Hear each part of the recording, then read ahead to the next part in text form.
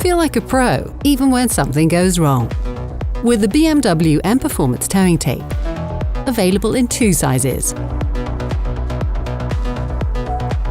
It's an alternative to your standard towing eye and brings some racetrack feeling into your driving experience when attached to any BMW. Here's how to install it. Remove the cover of the towing eye opening from the front or rear bumper of your BMW. Screw the towing tape shaft into the thread for the towing eye behind the bumper and make sure it sits tight. Your BMW service partner can prepare the towing eye cover with a slit. This way you can thread the towing tape through the towing eye cover and clip it back on.